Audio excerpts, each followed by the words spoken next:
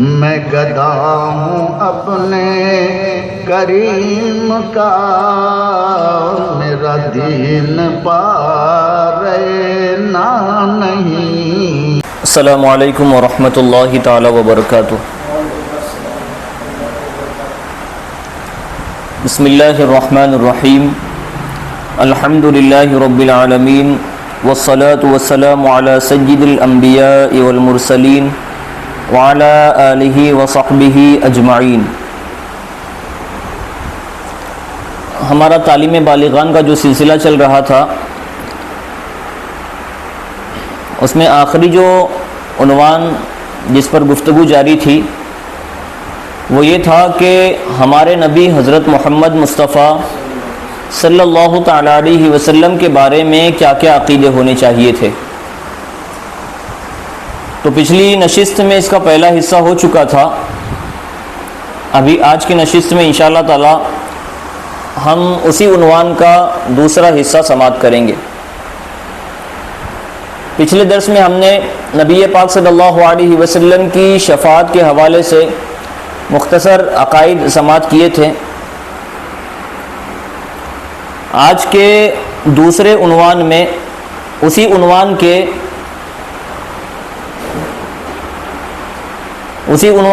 آج کے دوسرے حصے میں جو باتیں خصوصیت کے ساتھ بیان کی جائے گی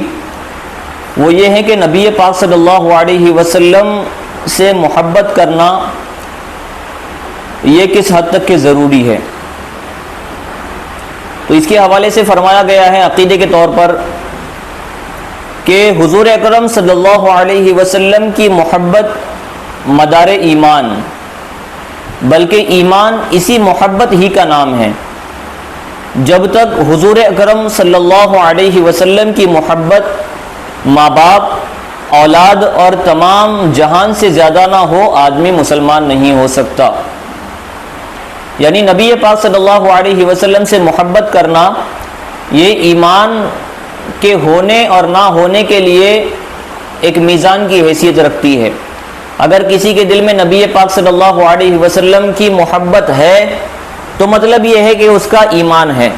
اگر نبی پاک صلی اللہ علیہ وسلم کی محبت سے اس کا دل خالی ہے تو مطلب یہ ہے کہ اس کے دل میں ایمان بھی نہیں ہے، اگرچہ وہ مسلمان ہونے کا دعویٰ کرے۔ تو نبی پاک صلی اللہ علیہ وسلم کی محبت صرف ایمان کا مدار نہیں، بلکہ نبی پاک صلی اللہ علیہ وسلم کی محبت ہی دراصل ایمان کا نام ہے۔ جب تک نبی پاک صلی اللہ علیہ وسلم کی محبت سینے میں انسان کے نہ ہو تب تک کہ وہ مسلمان کہے جانے کے لائق نہیں۔ اور محبت کا مطلب صرف یہ نہیں کہ جس طرح انسان کے دل میں اپنے ماں باپ کی، اپنے بچوں کی، اپنی بیوی کی، اپنے دوست و احباب اور رشتہ داروں کی محبت ہوتی ہے، اس طرح کی محبت نبی پاک صلی اللہ علیہ وسلم کی محبت اس طرح کی محبت نہیں ہوتی، بلکہ نبی پاک صلی اللہ علیہ وسلم کی محبت ہر مسلمان کے دل میں اس قدر ہونی چاہیے کہ وہ محبت دنیا کے ہر قریبی رشتہ دار، ہر محبوب سے محبوب بندے سے زیادہ ہونا چاہیے۔ اور اس کی تعلیم نبی پاک صلی اللہ علیہ وسلم کی حدیث میں بھی ملتی ہے اور اللہ رب العزت کے فرمان قرآن مقدس میں بھی ملتا ہے۔ اللہ رب العزت قرآن مقدس میں اس کے حوالے سے ارشاد فرماتا ہے کہ نبی پاک صلی اللہ علیہ وسلم اور اللہ رب العزت کی محبت کس حد تک کہ بندے کے لیے ضروری ہے۔ سورہ توبہ آیت نمبر 10، سورہ توبہ پارہ نمبر 10 آیت نمبر 24 میں اللہ تعالیٰ کا ارشاد ہے۔ اللہ رب العزت قرآن مقدس میں ارشاد فرماتا ہے قُلْ إِنْ كَانَ آبَاؤُكُمْ وَأَبْنَاؤُكُمْ وَإِخْوَانُكُمْ وَأَزْوَاجُكُمْ وَعَشِيرَتُكُمْ وَأَمْوَالٌ اقْتَرَفْتُمُوهَا وَتِجَارَةٌ تَخْشَوْنَ كَسَادَهَا وَمَسَاكِنُ تَرْضَوْنَهَا أَحَبَّ إِلَيْكُمْ مِنَ اللَّهِ وَرَسُولِهِ وَجِهَادٍ فِي سَبِيلِهِ فَتَرَبَّصُوا حَتَّى يَأْتِيَ اللَّهُ بِأَمْرِهِ وَاللَّهُ لَا يَهْدِي الْقَوْمَ الْفَاسِقِينَ۔ اس آیت میں اللہ رب العزت نے ارشاد فرمایا کہ اللہ اور اس کے حبیب پاک صلی اللہ علیہ وسلم کی محبت اور ان کی اطاعت و فرما برداری کس حد تک کہ ضروری ہے۔ تو اس آیت میں جو فرمایا گیا اس کا ترجمہ یہ ہے کہ اللہ رب العزت اپنے حبیب صلی اللہ علیہ وسلم کو ارشاد فرماتا ہے کہ اے محبوب تم لوگوں سے فرما دو، کیا فرما دو؟ اگر تمہارے باپ اور تمہارے بیٹے اور تمہارے بھائی اور تمہاری عورتیں اور تمہارا کنبہ یعنی تمہارا خاندان اور تمہاری کمائی کے مال اور وہ سودا جس کے نقصان کا تمہیں ڈر ہے، یہ ساری چیزیں اور اس کے علاوہ تمہارے پسند کے گھر مکان، یہ تمام چیزیں اگر تمہیں اللہ اور اس کے رسول اور اس کی راہ میں لڑنے سے زیادہ پیاری ہوں تو راستہ دیکھو یہاں تک کہ اللہ اپنا حکم لائے، اور اللہ فاسقوں کو راہ نہیں دیتا۔ اس آیت میں معلوم ہوا کہ اللہ کی محبت، نبی پاک صلی اللہ علیہ وسلم کی محبت اور ان دونوں کی راہ میں لڑنا انسان کے لیے اپنے ماں باپ، اپنے بھائیوں، اپنی بہنوں، اپنی بیویوں، اپنے بیٹوں، اپنے رشتہ داروں، غرض کے اپنے تمام خاندان اور اپنا کمایا ہوا مال، اپنے گھر، دنیا کی ہر چیز سے زیادہ پیاری اللہ اور اس کی محبت، اللہ اور اس کے رسول صلی اللہ علیہ وسلم کی محبت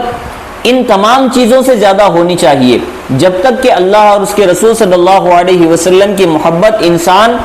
کے دل میں ان تمام چیزوں سے زیادہ نہ ہو تو اللہ کیا فرماتا ہے، اگر ایسا ہے کہ یہ تمام چیزیں تمہیں اللہ اور اس کی رسول صلی اللہ علیہ وسلم سے زیادہ پیاری ہیں تو اللہ فرماتا ہے انتظار کرو کہ اللہ تم اپنا جو ہے عذاب تم پر نازل فرمائے۔ تو نبی پاک صلی اللہ علیہ وسلم کی محبت کرنا اور اللہ رب العزت سے محبت کرنا یہ ایمان کا کس حد تک کے حصہ ہے، تو فرمایا کہ تمہارے باپ، تمہارے بیٹے، تمہارے بھائی، تمہاری عورتیں، تمہارا سارا کے سارا خاندان اور تمہارا کمایا ہوا مال اور وہ سودا جس کا تمہیں نقصان ہے، اور اس کے علاوہ تمہیں ہر وہ چیز جو تمہاری پسندیدہ ہے، یہ تمام کے تمام چیزوں سے زیادہ محبوب تمہیں اللہ اور اس کے رسول کی ذات ہونی چاہیے۔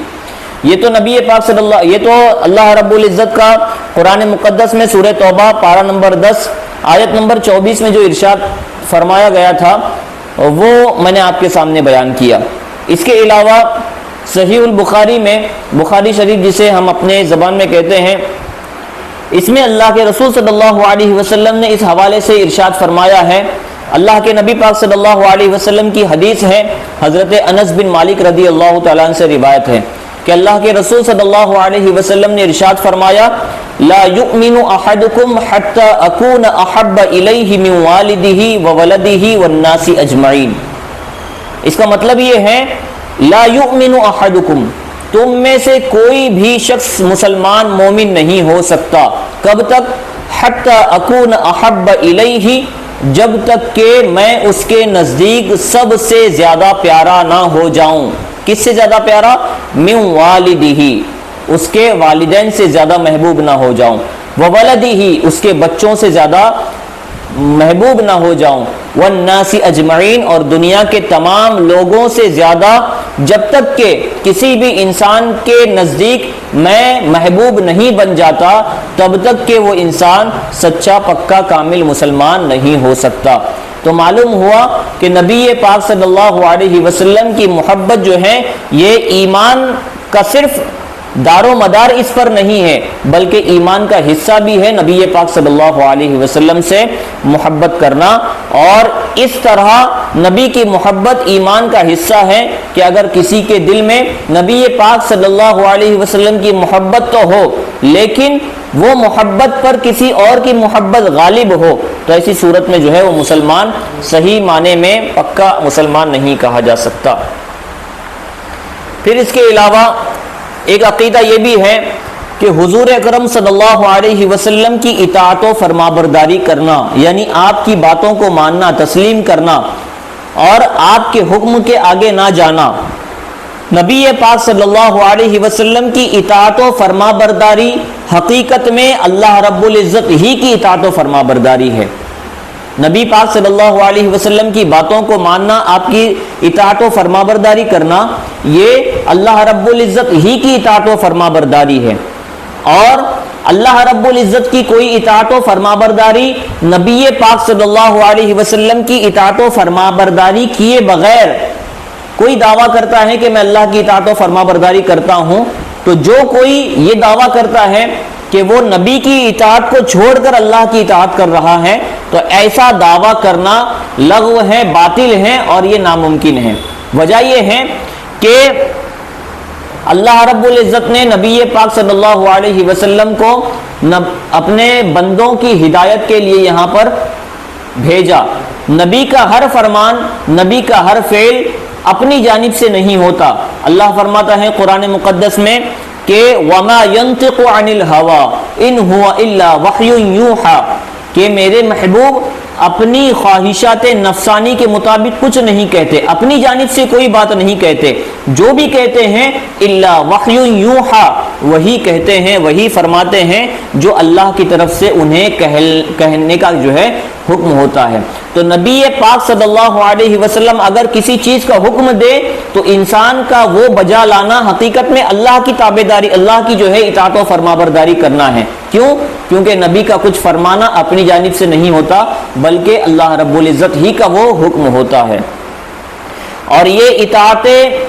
نبی پاک صلی اللہ علیہ وسلم کا طاعت الہی ہونا یہ یہاں تک کہ ہے کہ آدمی اگر فرض نماز میں کھڑا ہو، سنت نماز نہیں بلکہ آدمی اگر فرض نماز میں کھڑا ہو اور حضور اکرم صلی اللہ علیہ وسلم اس فرض نماز میں کھڑے ہوئے شخص کو یاد فرمائے، بلائیں اپنی طرف، تو فوری طور پر نماز چھوڑ کر نبی پاک صلی اللہ علیہ وسلم کی بارگاہ میں حاضر خدمت ہونا یہ اس بندے کے لیے کیا ہے؟ ضروری ہے۔ اور یہ صرف ایسا نہیں ہے کہ ایک عشق و محبت کی بات ہے جو نبی پاک صلی اللہ علیہ وسلم کی عقیدت میں کہی جانے والی ہے۔ اس کے حوالے سے حدیث میں بھی آیا ہے، بخاری شریف کی حدیث ہے کہ حضرت سعید بن معلہ رضی اللہ تعالیٰ عنہ سے مروی ہے، فرماتے ہیں کنت اصلی فمر بی رسول اللہ صلی اللہ علیہ وسلم فدعانی فلم آتیہ حتی صلیت ثم آتیتہ فقال ما منعک ان تأتی الم یقل اللہ یا ایہا الذین آمنوا استجیبوا للہ وللرسول اذا دعاکم الی آخر ہذه الآیہ۔ یہ حدیث ہے، یہ جو فرمایا گیا کہ نبی پاک صلی اللہ علیہ وسلم کی اطاعت و فرمانبرداری اس حد تک کہ ضروری ہے کہ اگر کوئی فرض نماز پڑھ رہا ہو اور نبی پاک صلی اللہ علیہ وسلم اسے بلائیں تو نماز چھوڑ کر نبی کی بارگاہ میں حاضر ہونا یہ ضروری ہے۔ تو کہنے کا مطلب یہ ہے کہ اس عقیدے کی بنیاد صرف عقیدت و محبت اور جذبات کی چیزیں نہیں ہیں بلکہ اس کی اصل دلیل قرآن سے بھی ملتی ہے اور وہ کتاب حدیث کی جو اصح الکتب بعد کتاب اللہ ہے، جو قرآن مقدس کے بعد دنیا کی سب سے صحیح ترین کتاب بخاری شریف ہے، اس میں بھی اس حوالے سے حدیث ملتی ہے کہ جو حضرت سعید بن معلہ رضی اللہ تعالیٰ عنہ سے روایت ہے، فرماتے ہیں کہ میں ایک مرتبہ نماز ادا کر رہا تھا، نبی پاک صلی اللہ علیہ وسلم کا وہاں سے گزر ہوا میرے پاس سے، تو نبی پاک صلی اللہ علیہ وسلم نے مجھے بلایا، تو حضرت سعید بن معلہ نماز ادا کر رہے تھے، نبی پاک صلی اللہ علیہ وسلم نے بلایا تو آپ فوراً نہیں گئے بلکہ کیا کیے؟ آپ نے پہلے مکمل نماز ادا کر لی، اس کے بعد نبی پاک صلی اللہ علیہ وسلم کی بارگاہ میں حاضر آئے تو نبی پاک صلی اللہ علیہ وسلم نے ارشاد فرمایا ما منعک ان تأتی، تجھے فوری طور پر میرے پاس آنے سے کس چیز نے منع کیا، کس چیز نے فوری طور پر میری بارگاہ میں حاضر آنے سے تجھے روکا؟ تو نبی پاک صلی اللہ علیہ وسلم فرماتے ہیں کیا تمہیں اللہ رب العزت کا یہ فرمان نہیں سنا کہ اللہ نے یہ فرمان نہیں جاری فرمایا قرآن مقدس میں یا ایہا الذین آمنوا استجیبوا للہ وللرسول اذا دعاکم، کہ اے ایمان والو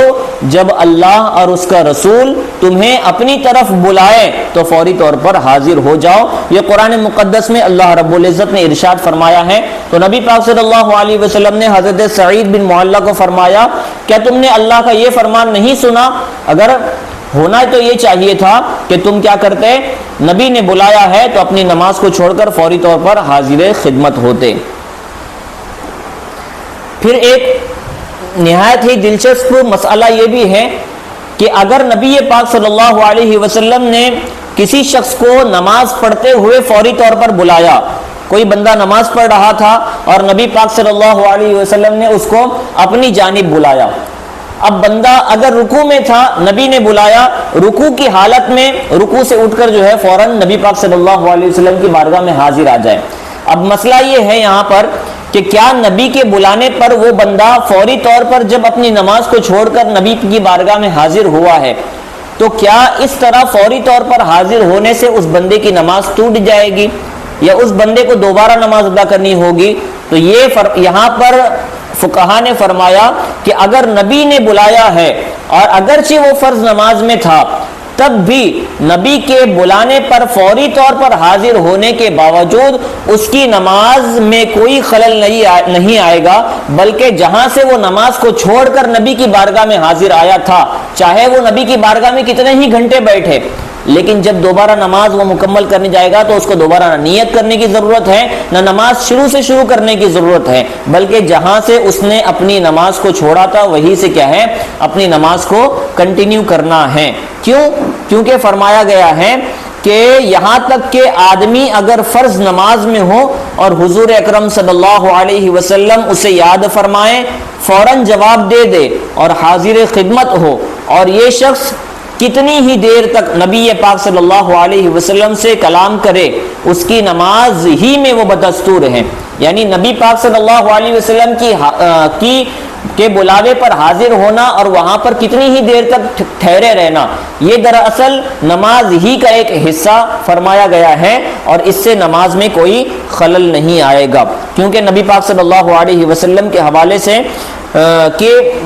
بلانے پر فوری طور پر حاضر ہونے کے حوالے سے جو قرآن مقدس کی سورہ انفال کی پارہ نمبر 9 آیت نمبر 24 میں جو ارشاد فرمایا گیا ہے کہ یا ایھا الذین آمنوا استجیبوا للہ وللرسول اذا دعاکم، کہ اے ایمان والو جب اللہ اور اس کا رسول تمہیں بلائے تو تم فوری طور پر حاضر ہو. اس کے حوالے سے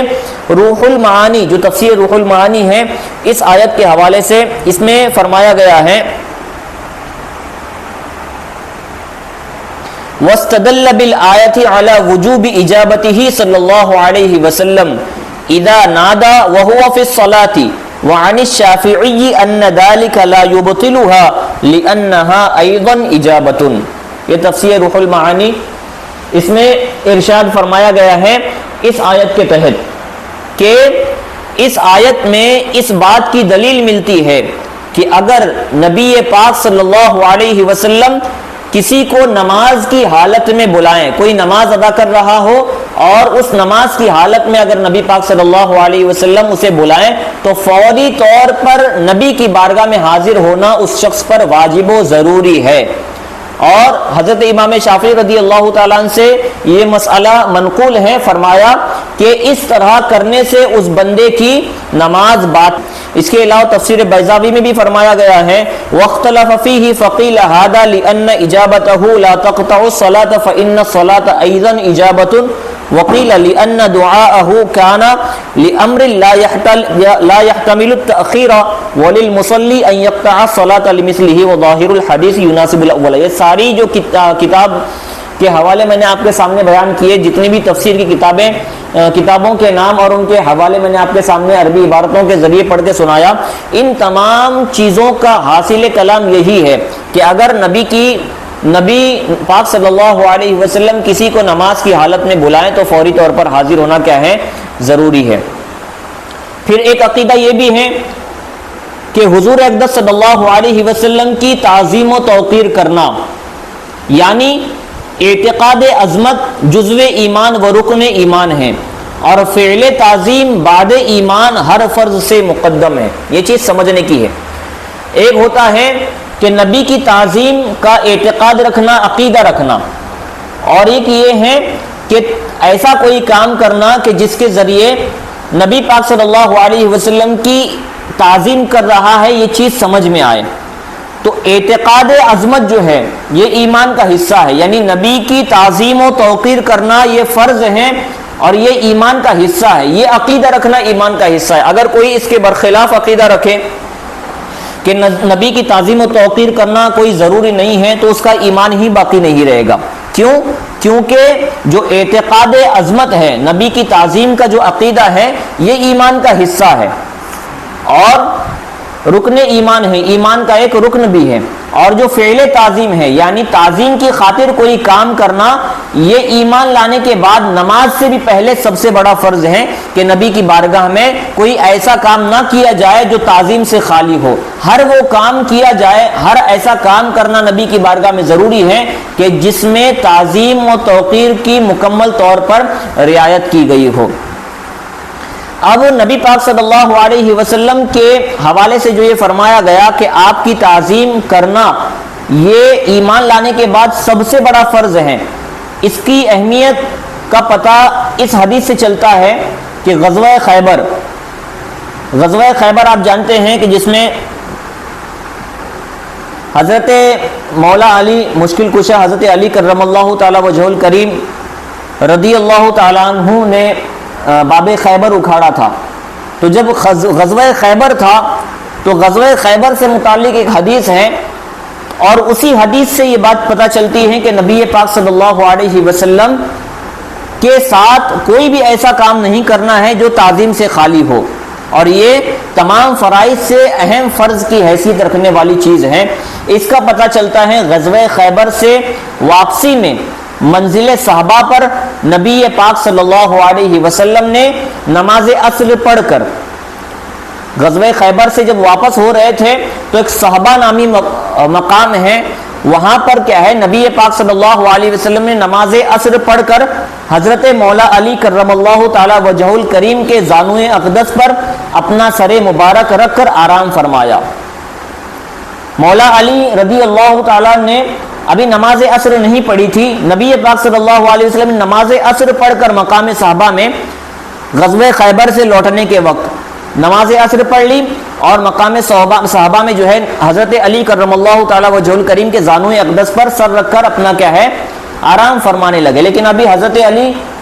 کرم اللہ تعالی وجہ الکریم نے نماز عصر ادا نہیں کی تھی، تو کیا ہوا کہ آپ دیکھ رہے تھے کہ وقت جا رہا ہے، یعنی آنکھ سے دیکھ رہے تھے حضرت علی کرم اللہ تعالی وجہ الکریم آنکھ سے دیکھ رہے تھے کہ وقت جا رہا ہے، نماز عصر کا وقت نکلتا جا رہا ہے، مگر یہ خیال تھا کہ زانو سرکاؤں، یعنی زانو جو ہے اگر میں سرکاؤں گا تو شاید خواب مبارک میں خلل آئے گا، یعنی نبی پاک صلی اللہ علیہ وسلم کی نیند میں خلل پڑ جائے گا۔ زانو آپ نے نہ ہٹایا اس خیال کی وجہ سے، یہاں تک کہ آفتاب غروب ہو گیا، سورج ڈوب گیا، آپ نے نماز ادا نہیں کی تھی حضرت علی کرم اللہ تعالی وجہ الکریم نے، لیکن نماز ادا نہیں کی تھی، وجہ یہ تھی کہ آپ نماز ادا کرنا چاہتے تھے، چونکہ نبی پاک صلی اللہ علیہ وسلم کا سر اقدس آپ کے زانوئے مبارک پر تھا۔ اب اگر زانوئے مبارک ہلکا بھی سرکائیں تو نبی پاک صلی اللہ علیہ وسلم کی نیند کھل جائے گی، اور نیند کیا ہے، نیند میں خلل آئے گا، تو نیند میں خلل نہ آنے پائے اس لیے حضرت علی کرم اللہ تعالی وجہ الکریم نے کیا کیا، دیکھتے رہیں یہاں تک کہ جو ہے انتظار کرتے رہیں کہ خود نبی پاک صلی اللہ علیہ وسلم کی آنکھ کھلے اور میں نماز پڑھوں، لیکن کیا ہے آفتاب غروب ہوا اور نبی پاک صلی اللہ علیہ وسلم نیند سے بیدار نہیں ہوئے۔ جب آفتاب غروب ہوا تب چشم اقدس نبی پاک صلی اللہ علیہ وسلم کی کھلی، اور مولا علی نے اپنی نماز کا حال نبی پاک صلی اللہ علیہ وسلم کے سامنے عرض کیا، تو حضور اکرم صلی اللہ علیہ وسلم نے حکم دیا، ڈوبا ہوا آفتاب پلٹ آیا اور مولا علی نے نماز ادا کی، پھر سورج جو ہے دوبارہ ڈوب گیا۔ اب یہاں سے بہت ساری چیزیں ثابت ہوتی ہیں، لیکن اس حدیث سے ہمارے عنوان سے متعلق جو چیز ثابت ہوتی ہے وہ کیا ہے کہ نبی کی تعظیم کرنا یہ ایمان لانے کے بعد تمام فرائض میں سب سے زیادہ اہمیت کا حامل ہے۔ کیوں؟ کیونکہ اگر نماز کی اہمیت ایمان لانے کے بعد سب سے زیادہ ہوتی تو اب جو ہے مولا علی یہاں پر کیا کرتے کہ نبی پاک صلی اللہ علیہ وسلم کے سر اقدس کو اپنے زانوں سے ہٹاتے اور پھر نماز ادا کرتے، لیکن نبی کی تعظیم کرنا نماز پڑھنے سے بھی زیادہ اہم فرض ہے، اس لیے مولا علی نے کیا کیا، اپنے زانوئے اقدس کو ہٹایا نہیں بلکہ خود نبی پاک صلی اللہ علیہ وسلم کو خود سے بیدار ہونے دیا، اور اس کے بعد کیا کیا، نبی پاک صلی اللہ علیہ وسلم کی بارگاہ میں اپنے حال کو ظاہر فرمایا اور اس کا اظہار فرمایا۔ یہیں پر اعلیٰ حضرت امام اہل سنت مجدد دین و ملت شاہ امام احمد رضا خان فاضل بریلوی علیہ الرحمت والرضوان اسی عقیدے کو شعر میں بیان فرماتے ہوئے ارشاد فرماتے ہیں کیا کہ مولا علی نے واری تیری نیند پر نماز، مولا علی نے واری تیری نیند پر نماز، اور وہ بھی عصر، سب سے جو اعلیٰ خطر کی ہے۔ عصر کی نماز کے حوالے سے قرآن مقدس میں فرمایا حافظوا علی الصلوات والصلاۃ الوسطی، کہ تمام نمازوں کی حفاظت کرو، اور خاص کر کے عصر کی نماز کی، خاص کر کے بیچ کی نماز کی، اور بیچ کی نماز سے مراد کیا ہے؟ عصر کی نماز ہے۔ تو اللہ نے جس نماز کی تمام نمازوں کی تاکید کے ساتھ خاص اس نماز کا ذکر بھی فرمایا کہ اس نماز کی خاص حفاظت کی جائے،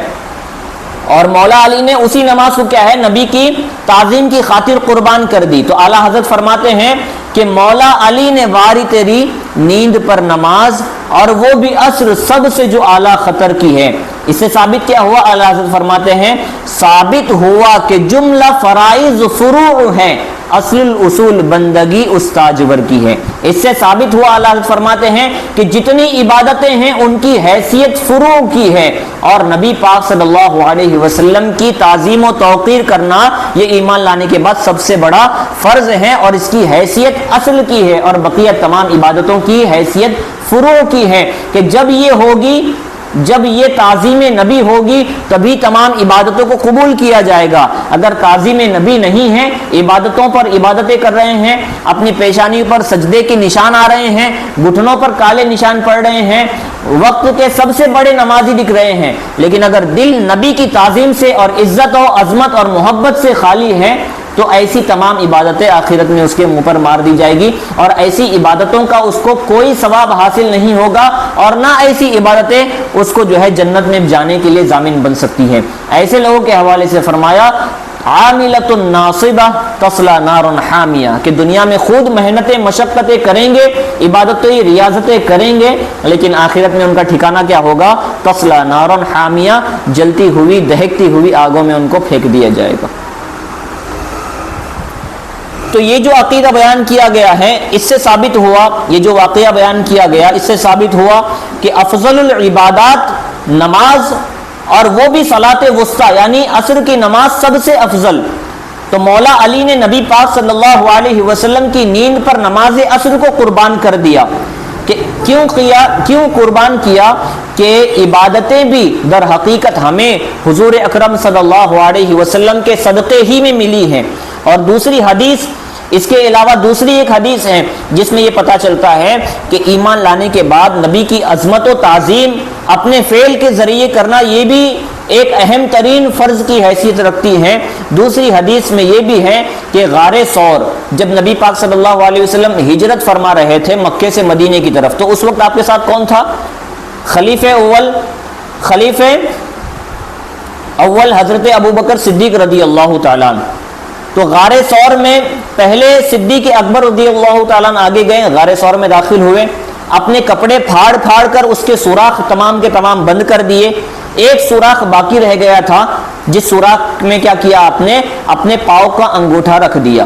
پھر حضور اکرم صلی اللہ علیہ وسلم کو آپ نے اندر بلایا، نبی پاک صلی اللہ علیہ وسلم تشریف لے گئے، اور حضرت ابوبکر صدیق رضی اللہ تعالیٰ عنہ کے زانوئے اقدس پر آپ نے سر رکھ کر آرام فرمایا۔ اب فرمایا گیا ہے کہ اس غار میں ایک سانپ تھا کہ جو یہ جانتا تھا کہ ہجرت کی رات نبی پاک صلی اللہ علیہ وسلم یہاں پر ٹھہریں گے، تو اسی زیارت کے شوق میں وہ اس غار میں ٹھہرا ہوا تھا، اور یہاں پر حضرت ابوبکر صدیق رضی اللہ تعالیٰ نے تمام سوراخ کو بند کر دیا تھا، اور جہاں پر آپ نے انگوٹھا رکھا ہوا تھا تو کیا ہوا کہ پہلے تو اس نے سانپ نے اپنا سر حضرت ابوبکر صدیق رضی اللہ تعالیٰ عنہ کے انگوٹھے پر ملا، ڈائریکٹلی نہیں ڈسا، بلکہ پہلے اپنے سر کو اس سانپ نے حضرت ابوبکر صدیق رضی اللہ تعالیٰ کے انگوٹھے پر ملا۔ لیکن جب نبی پاک صلی اللہ علیہ وسلم کے اس عاشق صادق نے اپنا انگوٹھا نہیں ہٹایا تو انہوں نے کیا کیا؟ صدیق اکبر رضی اللہ تعالیٰ نے جب ہٹایا نہیں تو اس سانپ نے کیا کیا؟ ڈسنا شروع کیا۔ لیکن سانپ کے ڈسنے کے باوجود حضرت ابوبکر صدیق رضی اللہ تعالیٰ نے صرف اس خیال سے اپنا انگوٹھا اس سوراخ سے ہٹایا نہیں کہ کہیں آپ کی نیند میں خلل نہ پڑے۔ آخر میں کیا ہوا کہ جب اس نے کاٹنا شروع کیا اور جو ہے درد حد سے زیادہ ہونے لگا تو آپ نے پھر بھی نہیں اٹھایا، لیکن کیا ہے تکلیف اس قدر شدت کی تھی کہ آپ کے آنکھوں سے غیر اختیاری طور پر آنسو بہنے لگے، اور جب آپ کے آنسو نبی پاک صلی اللہ علیہ وسلم کے رخسار پر قربان ہونے لگے تو نبی پاک صلی اللہ علیہ وسلم کی آنکھیں کھلی، اور جب آپ کے حال کو عرض کیا تو حضور اکرم صلی اللہ علیہ وسلم کے سامنے جب یہ بیان کیا گیا، حضرت ابوبکر صدیق نے بیان کیا کہ میرے پیر پر جو ہے سانپ نے کاٹا ہے، نبی پاک صلی اللہ علیہ وسلم نے اپنا لعاب دہن لگایا اور فوراً آرام ہوا۔ تو یہ ہے نبی پاک صلی اللہ علیہ وسلم کی تعظیم اپنے فعل کے ذریعے کرنا، اپنے کام کے ذریعے کرنا۔ نبی کی تعظیم کا عقیدہ رکھنا یہ تو ضروری ہے، ایمان کا حصہ ہے، لیکن اپنے کام، اپنے انداز اور اپنے باقاعدہ فعل کے ذریعے تعظیم بجا لانا یہ بھی فرض کا ایک اہم ترین حصہ ہے۔ فرمایا گیا ہے کہ جو جس سانپ نے حضرت ابوبکر صدیق رضی اللہ تعالیٰ عنہ کے پیروں پر اس شب ہجرت کو غار ثور کے اس سوراخ سے ڈسا تھا، وہ سانپ کا زہر اس قدر جو ہے سخت تھا کہ ہر سال وہ زہر کا اثر جو ہے حضرت ابوبکر صدیق رضی اللہ تعالیٰ عنہ کو تکلیف دیتا رہتا تھا، اور آخر کار 12 سال کے بعد اسی زہر کی وجہ سے حضرت ابوبکر صدیق رضی اللہ تعالیٰ عنہ کی شہادت بھی ہوئی تھی۔ تو پھر ایک عقیدہ یہ بھی فرمایا گیا ہے کہ حضور اکرم صلی اللہ علیہ وسلم کی تعظیم و توقیر جس طرح اس وقت تھی کہ جب حضور اکرم صلی اللہ علیہ وسلم اس عالم میں ظاہری نگاہوں کے سامنے تشریف فرما تھے، جس وقت نبی پاک صلی اللہ علیہ وسلم اس عالم میں ظاہری نگاہوں کے سامنے جس وقت موجود تھے تو اس وقت جس طرح کی تعظیم و توقیر ضروری تھی، اب بھی اسی طرح کی تعظیم و توقیر کیا ہے؟ فرض اعظم ہے، یعنی سب سے بڑا فرض بندے کے لیے ہے۔ جب حضور اکرم صلی اللہ علیہ وسلم کا ذکر آئے، آپ کا نام آئے، تو نہایت ہی خشوع و خضوع اور انکساری کے ساتھ، ادب کے ساتھ سنیں، اور نام پاک سنتے ہی نبی پاک صلی اللہ علیہ وسلم پر فقہ حنفی کے مطابق درود شریف پڑھنا واجب و ضروری ہے۔ ٹھیک ہے، تو جب بھی نبی پاک صلی اللہ علیہ وسلم کا نام آئے تو کم از کم صلی اللہ علیہ وسلم کا لفظ ضرور کہا کریں۔ میں نے اس سے پہلے بھی یہ تو مسئلہ آپ کے سامنے بیان کیا۔ نبی پاک صلی اللہ علیہ وسلم کی حدیث بھی ہے اس کے حوالے سے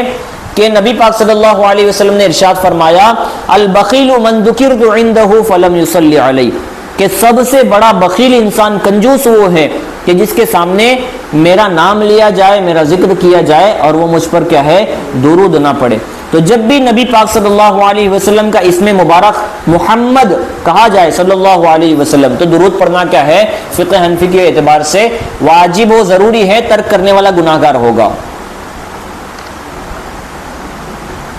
اب نبی پاک صلی اللہ علیہ وسلم کی محبت کی علامتوں میں سے بہت ساری چیزیں ہیں، اس میں ایک یہ بھی ہے کہ درود شریف پڑھنا کثرت کے ساتھ، آپ کا کثرت کے ساتھ ذکر کرنا، اور نام پاک جب نبی پاک صلی اللہ علیہ وسلم کا لکھیں، جب نام کہیں تو بھی درود پڑھنا ہے، جب سنیں تب بھی درود پڑھنا ہے، لیکن جب نبی پاک صلی اللہ علیہ وسلم کا نام لکھنا ہو تو لکھنے کے بعد بھی درود کیا ہے؟ لکھنا۔ یہ نبی پاک صلی اللہ علیہ وسلم سے محبت کرنے کی ایک علامت ہے۔ اب یہاں پر بہت مرتبہ ایسا ہوتا ہے کہ جب نبی پاک صلی اللہ علیہ وسلم کا نام کوئی لکھتا ہے تو کچھ لوگ کیا ہے شارٹ کٹ میں صاد لام عین میم لکھتے ہیں، پورا صلی اللہ علیہ وسلم نہیں لکھتے، بلکہ صلعم جسے کہتے ہیں، صاد لام عین میم کا ایک 4 ورڈ کو ایک ملا کر لکھتے ہیں، یا پھر صرف صاد لکھتے ہیں۔ تو اس طرح اختصار کے ساتھ درود لکھنا یہ ناجائز و حرام ہے، اس طرح نہیں لکھنا چاہیے، بلکہ نبی پاک صلی اللہ علیہ وسلم نام جب بھی لکھیں تو مکمل درود لکھنا یہی صحیح طریقہ ہے۔ محبت کی، نبی پاک صلی اللہ علیہ وسلم سے محبت کرنے کی ایک علامت یہ بھی ہے کہ آپ پر درود پڑھنے کے ساتھ ساتھ جو ہے آپ کے آل و اصحاب وغیرہ پر بھی درود پڑھیں۔ اسی طرح جو ہے آپ سے محبت کرنے کی علامت یہ بھی ہے کہ آپ کے آل سے محبت کرے، آپ کے صحابہ سے محبت کرے، مہاجرین ہو کہ انصار ہو، آپ کے تمام رشتہ داروں جو مسلمان جن کی حالتیں اسلام پر انتقال جو کر چکے ہیں ان تمام متعلقین و متوسلین سے محبت کرنا یہ بھی نبی پاک صلی اللہ علیہ وسلم کی کیا ہے؟ محبت کی علامت ہے۔ اور صرف نبی پاک صلی اللہ علیہ وسلم کے متعلقین و متوسلین اور آپ سے محبت کرنے والے آل و اصحاب سے محبت کرنا ہی ایمان کی علامت نہیں ہے، بلکہ نبی کے دشمنوں سے دشمنی رکھنا یہ بھی محبت کی علامت ہے۔ نبی کے دشمنوں سے دشمنی رکھنا یہ بھی کیا ہے؟ نبی پاک صلی اللہ علیہ وسلم سے محبت کرنے کی ایک علامت ہے، اگرچہ وہ نبی کا دشمن کون ہو، وہ اپنا باپ ہی کیوں نہ ہو، اپنا بیٹا ہی کیوں نہ ہو، اپنے کنبے اپنے خاندان والے ہی کیوں نہ ہو، اور کیا ہے اپنے کتنے ہی محبوب ترین لوگ کیوں نہ ہیں۔ اس کے حوالے سے بھی قرآن مقدس میں اللہ رب العزت نے ارشاد فرمایا، لا تجد قوما یؤمنون باللہ والیوم الآخر یوادون من حاد اللہ ورسولہ ولو كانوا آباءهم او ابناءهم او اخوانهم او عشیرتهم اولئک کتب فی قلوبہم الایمان وأیدہم بروح منہ، کہ مسلمان کی شان تو یہ ہے کہ تم انہیں دیکھو گے، اللہ فرماتا ہے مسلمانوں کی شان یہ ہے کہ تم انہیں دیکھو گے کہ وہ کبھی ایسا نہیں کر سکتے کہ اللہ اور اس کے رسول سے جن لوگوں نے دشمنی کی وہ ان لوگوں سے محبت کرے، اگرچہ وہ دشمن ان کے باپ دادا ہی کیوں نہ ہو، اگرچہ وہ ان کے بچے ہی کیوں نہ ہو، اگرچہ وہ ان کے بھائی بہن ہی کیوں نہ ہو، اگرچہ وہ ان کے خاندان والے ہی کیوں نہ ہو۔ تو فرمایا جو اللہ اور اس کے رسول سے دشمنی کرنے والوں سے محبت نہیں کرتے، دور رہتے ہیں، ان سے سارے رشتے ختم کرتے ہیں، اگرچہ وہ ان کے قریبی ہی کیوں نہ ہو، تو اللہ فرماتا ہے اولئک کتب فی قلوبہم الایمان، یہی وہ لوگ ہیں کہ جن کے دلوں میں اللہ نے ایمان کو لکھ دیا ہے، مہر کر دی ہے ایمان کی، اور ایمان کو راسخ کر دیا ہے۔ اور اللہ اگر کسی کے دل میں ایمان کو راسخ کر دے تو انشاءاللہ وہ مرنے کے وقت بھی جو ہے اپنے ایمان کی صحیح سلامتی کے ساتھ یہاں سے رخصت ہوگا۔ تو اللہ فرماتا ہے انہی لوگوں کو اولئک کتب فی قلوبہم الایمان، ایسے ہی لوگوں کے دلوں میں اللہ کیا کرتا ہے؟ ایمان کو نقش فرما دیتا ہے، اور صرف ایمان کو نقش نہیں فرماتا، اللہ فرماتا ہے اولئک کتب فی قلوبہم الایمان، یہ تو ایک چیز، وأیدہم بروح منہ، اور اپنے حضرت جبریل علی نبینا علیہ الصلوۃ والسلام کے ذریعے ان کی مدد بھی فرماتا ہے۔ تو یہ نبی پاک صلی اللہ علیہ وسلم کی محبت اس طرح ہونی چاہیے کہ محبت کا مطلب یہ ہے، محبت کی علامتیں جہاں پر بہت ساری ہیں وہیں پر ایک علامت یہ بھی ہے کہ نبی پاک صلی اللہ علیہ وسلم سے محبت کرنے والے آپ کے آل و اصحاب، آپ کے مہاجرین و انصار، آپ کے تمام متعلقین و متوسلین سے محبت کرنا، اور آپ کے تمام دشمنوں سے دشمنی کرنا بھی کیا ہے؟ یہ نبی پاک صلی اللہ علیہ وسلم سے محبت کی ایک علامت ہے۔ یہاں پر خاص کر کے ہمارے اس پٹے میں رہنے والوں کے لیے درس عبرت ہے کہ ہم جو ہے صرف رشتہ داری کو دیکھ کر یہ سوچ کر کہ اگر جو ہے ہم قطع تعلق ہی کریں گے تو کیا ہے ہماری رشتہ داری کا کیا بنے گا۔ بہت سے ایسے فرقے والے ہیں جنہوں نے نبی پاک صلی اللہ علیہ وسلم کی شان میں ایسی گستاخیاں کی کہ جن باتوں ایسی گستاخی میں ایسے الفاظ کہیں کہ وہ الفاظ ہم اپنے ماں باپ کے حوالے سے بھی برداشت نہیں کر سکتے۔ تو آپ ان الفاظ کے ذریعے خود اپنے اعتبار سے اندازہ لگائیں کہ اگر ہمارا یہ دعویٰ ہے کہ ہم سب سے زیادہ نبی پاک صلی اللہ علیہ وسلم سے محبت کرتے ہیں، اس کے باوجود ہم ان فرقے کے ماننے والوں سے محبت کرتے ہیں یا ان سے ملنا جلنا ہمارا برقرار ہے جن فرقے والوں نے نبی پاک صلی اللہ علیہ وسلم کی شان میں ایسے گستاخانہ الفاظ کہیں کہ جن گستاخی کے الفاظ کو ہم اپنے ماں باپ کے لیے برداشت نہیں کر سکتے۔ تو اگر ان تمام چیزوں کے باوجود اگر ہمارا ان سے تعلق ہے تو مطلب یہ ہے کہ ہمارا جو دعویٰ ہے کہ ہم نبی سے سب سے زیادہ محبت کرتے ہیں وہ صرف دعویٰ ہے، اور یہ دعویٰ جھوٹا ہے۔ ہم نبی سے سچی محبت نہیں کرتے۔ اگر ہمارا نبی سے محبت کرنا سچا ہوتا تو ہم نبی کے دشمنوں سے کیا کرتے؟ دشمنی کرتے۔ تو غایت بتائی گئی، حد بتائی گئی کہ نبی کی دشمنوں سے دشمنی رکھنا ہے، اگرچہ وہ ہمارے باپ دادا ہو، اگرچہ ہمارے سگے بھائی بہن ہو، اگرچہ ہمارے سگے خاندان والے ہو۔ تو ہم جو ہے اگر نبی کی شان میں گستاخی کرنے والے فرقے کو ماننے والوں سے میل جول رکھ رہے ہیں، ان کے یہاں پر لڑکیاں دے رہے ہیں، ان کی لڑکیاں ہم کر رہے ہیں، ان کی دعوتوں میں کھانا کھانے جا رہے ہیں، اپنے پروگرام میں ان کو شرکت کرنے کی دعوت دے رہے ہیں، ان کو سلام کر رہے ہیں، ان کے سلام کا جواب دے رہے ہیں، ان سے اٹھنا بیٹھنا ہے، ان کے ساتھ ہوٹلوں پہ جا رہے ہیں، ان کے ساتھ ڈھابوں پر جا رہے ہیں، مطلب یہ ہے کہ ہمارے اندر اب تک بھی وہ محبت نبی کی پیدا نہیں ہوئی ہے کہ جس کا تقاضا قرآن اور حدیث کرتی ہے۔ تو فرمایا گیا ہے کہ جو ایسا نہیں کرتا، یعنی جو نبی کے محبت کی جو علامتیں ہیں ان علامتوں کو اختیار نہیں کرتا اور صرف زبان سے محبت کا دعویٰ کرتا ہے، تو وہ اپنے دعوے میں کیا ہے؟ جھوٹا ہے، اس کے دعوے کی کوئی حقیقت نہیں ہے۔ اب یہاں پر فرمایا گیا کہ ہم کو نہیں معلوم کہ صحابہ کرام رضوان اللہ تعالیٰ علیہم اجمعین نے حضور اکرم صلی اللہ علیہ وسلم کی محبت میں اپنے سب عزیزوں، اپنے سب قریبوں، اپنے باپوں کو، اپنے بھائیوں کو، حتیٰ کہ اپنے وطن کو بھی چھوڑا۔ صحابہ نے اپنے نہ صرف عزیزوں، اپنے قریبوں، اپنے باپ بھائیوں کو چھوڑا بلکہ اپنے وطن کو بھی نبی کی محبت میں چھوڑا۔ اور یہ کیسے ہو سکتا ہے کہ اللہ و رسول عز و جل و صلی اللہ علیہ وسلم سے بھی محبت ہو اور ان کے دشمنوں سے بھی محبت و الفت ہو؟ کبھی بھی دو اپوزٹ چیزیں ایک دوسرے کے جو ہے ضد والی چیز ہوتی ہیں وہ آپس میں کبھی جمع نہیں ہوتی۔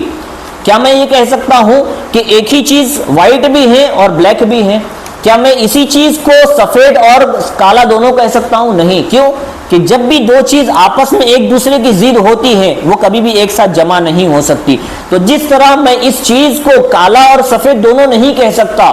اسی طرح کسی ایک دل میں اللہ کے رسول صلی اللہ علیہ وسلم کی محبت اور اللہ کے رسول صلی اللہ علیہ وسلم کی جو ہے سے بغض و عداوت رکھنے والے اور ان سے دشمنی رکھنے والوں کی محبت کیا ہے؟ جمع نہیں ہو سکتی۔ اللہ نے فرمایا ہے قرآن مقدس میں ما جعل اللہ لرجل من قلبین فی جوفی، کہ اللہ نے کسی بھی انسان کے اندر دو دل نہیں بنائے ہیں، ہر کسی کو ایک ہی دل بنایا ہے۔ تو ایک دل ہے تو کبھی ایک دل میں ایسا نہیں ہو سکتا کہ اس ایک دل میں دو اپوزٹ چیزیں جمع ہو جائے، یعنی نبی کی محبت بھی ہو اور نبی سے دشمنی کرنے والوں کی بھی محبت ہو۔ ایسا ایک ہی دل میں دونوں چیزیں جمع نہیں ہو سکتی۔ جو اس چیز کا دعویٰ کرتا ہے تو کیا ہے؟ وہ اپنے محبت میں جھوٹا ہے۔ اس نے نبی کی محبت کس طرح ہونی چاہیے اس نے حقیقت میں اس کو جانا ہی نہیں ہے۔ حضور اکرم صلی اللہ علیہ وسلم کی محبت کی علامت ایک یہ بھی ہے کہ حضور اکرم صلی اللہ علیہ وسلم کے شان اقدس میں جو بھی الفاظ استعمال کیے جائیں وہ ایسے ہونے چاہیے جو ادب میں نہایت ہی ڈوبے ہوئے ہوں۔ کوئی بھی ایسا لفظ نبی پاک صلی اللہ علیہ وسلم کی شان میں استعمال نہیں کرنا چاہیے کہ جس میں تعظیم کی کمی کی بو بھی ہو، شائبہ بھی ہو۔ کوئی بھی ایسا جو ہے کلمہ یا لفظ اپنی زبان پر نہیں لانا چاہیے۔ اگر حضور اکرم صلی اللہ علیہ وسلم کو پکارنا ہے تو ڈائریکٹلی یا محمد بھی نہیں کہنا ہے۔ نبی پاک صلی اللہ علیہ وسلم کو یا محمد کہہ کر بلانا بھی جائز نہیں ہے، اور یہ میں نہیں کہتا بلکہ قرآن مقدس میں اللہ رب العزت نے پارہ نمبر 18 سورہ نور کی آیت نمبر 63 میں ارشاد فرمایا کہ لا تجعلوا دعاء الرسول بینکم کدعاء بعضکم بعضا، اے ایمان والو رسول کو اس طرح نہ پکارو جس طرح تم آپس میں ایک دوسرے کو پکارتے ہو۔ آپس میں انسان ایک دوسرے کو نام لے کر پکارتا ہے، رسول کو اس طرح ایک دوسرے کی طرح جس طرح ہم پکارتے ہیں نام لے کر اس طرح رسول کو نہیں پکارنا ہے۔ بلکہ جب بھی نبی پاک صلی اللہ علیہ وسلم کو استغاثے کے لیے پکارنا ہو تو کس طرح پکاریں گے؟ یا نبی اللہ کہہ کر پکارے، اے اللہ کے نبی، یا رسول اللہ کہہ کر پکارے، یا حبیب اللہ کہہ کر پکارے۔ یہ تمام چیزیں اپنی جگہ پر نبی کی بارگاہ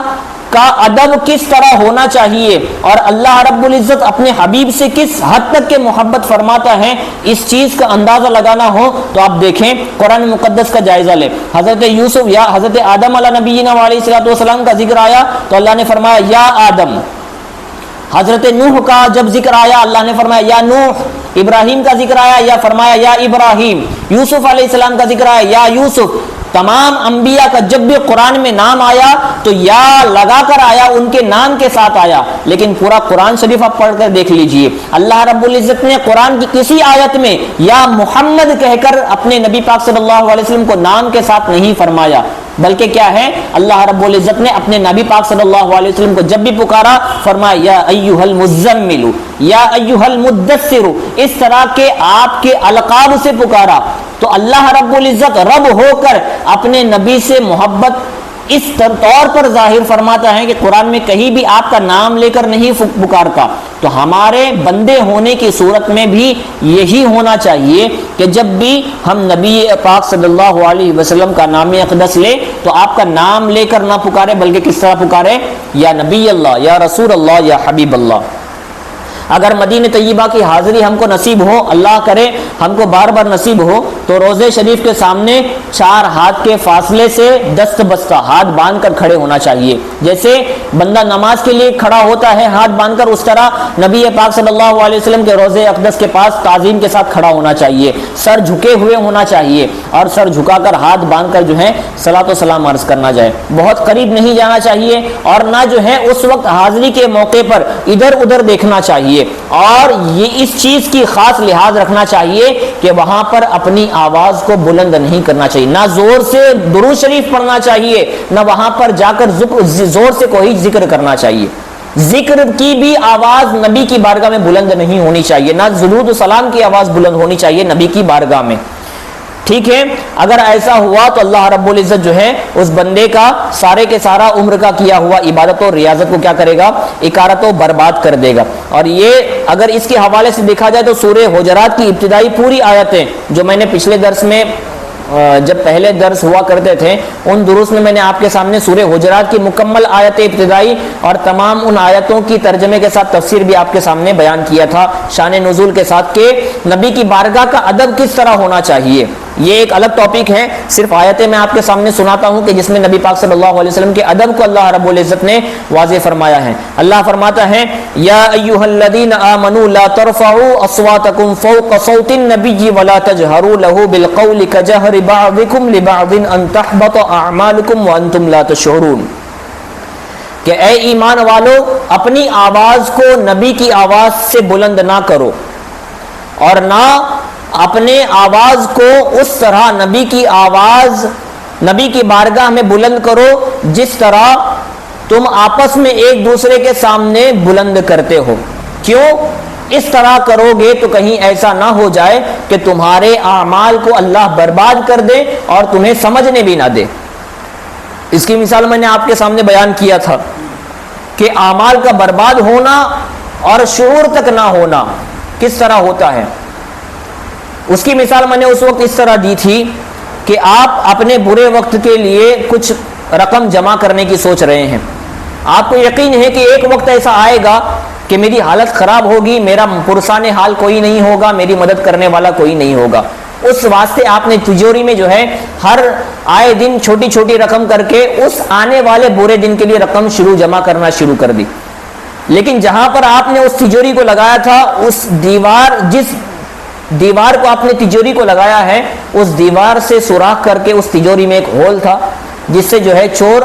رقم کو نکالتا تھا۔ آپ سمجھتے تھے کہ میں رقم رکھ رہا ہوں اور ڈھیر ساری رقم جمع ہو رہی ہے، لیکن کیا ہے جیسی رکھ رہے ہیں ویسی وہ برباد ہوتی جا رہی ہیں، چور اپنے قبضے میں لیتا جا رہا ہے۔ جب وہ بندہ یہ گمان کرے گا، جب اس کے اوپر وہ دن آئیں گے، برے حالات آئیں گے اور اس کو پیسوں کی سخت ضرورت ہوگی اور اس کا پرسان حال کوئی نہیں ہوگا، اس کا مدد کرنے والا کوئی نہیں ہوگا، اسے اطمینان ہوگا کہ چلو میں نے اپنے جو ہے اس برے وقت کے لیے پیسے جمع کر رکھے تھے۔ جس وقت وہ تجوری کو کھولنے جائے گا اور اپنے تجوری کے اندر جو جھانکے گا، اور اس وقت جو افسوس کی حالت ہوگی اس سے کئی گنا زیادہ افسوس کی حالت اس شخص کو ہوگی جو میدان محشر میں اس گمان کے ساتھ آئے گا کہ میں نے دنیا میں بہت نمازیں ادا کی ہیں، میں نے دنیا میں روزے رکھے ہیں، حج و زکات دیے ہیں، بہت ساری نیکیاں کی ہیں، لیکن اس کے دل میں نبی کی شان میں نبی کی جو ہے شان میں جو ادب اور لحاظ ہونا چاہیے تھا اس نے اس ادب و تعظیم کا لحاظ نہیں کیا تھا۔ اس کے نتیجے میں اس کے تمام اعمال و عبادات کیا کیے گئے؟ برباد کر دیے گئے، اور وہ اس گمان میں میدان محشر میں جائے گا کہ میں نے بہت کچھ کیا ہے، لیکن جب میزان عمل پر اس کے اعمال تولے جائیں گے تو اس کا نامہ اعمال خالی ہوگا۔ وجہ کیا ہوگی؟ وہ اپنے اعتبار سے سمجھتا ہوگا کیا کہ میں نے بہت ساری عبادتیں کر لی ہیں، لیکن آنکھیں اس وقت کھلے گی اس کی جب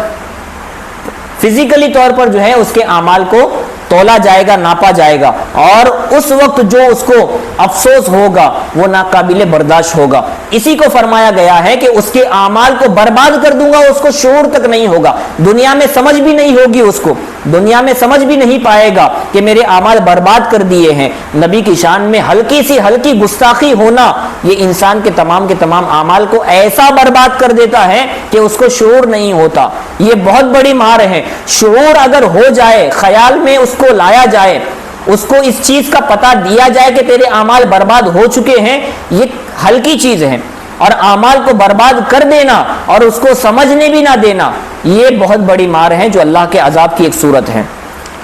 اس کے علاوہ حضور اکرم صلی اللہ علیہ وسلم کے حوالے سے بہت سارے عقائد ہیں, جتنی بیان کیے جائیں وقت کی کمی دامن گیر ہوگی. انشاءاللہ تعالی یہ عنوان جو ہے اب بھی ناقص ہی ہے. انشاءاللہ اس کو میں نے سوچا تھا کہ 2 درس میں مکمل کیا جائے گا, لیکن 2 درس بھی اس کے لیے کافی نہیں ہو رہے ہیں. انشاءاللہ تیسرا پارٹ بھی اس کے حوالے سے آپ کے سامنے عقیدے کے طور پر نبی پاک صلی اللہ علیہ وسلم کی بارگاہ کا ادب کیسا ہونا چاہیے, کیا ہونا چاہیے, عقیدے کیسے ہونے چاہیے, یہ انشاءاللہ اگلے درس میں بیان کیا جائے گا.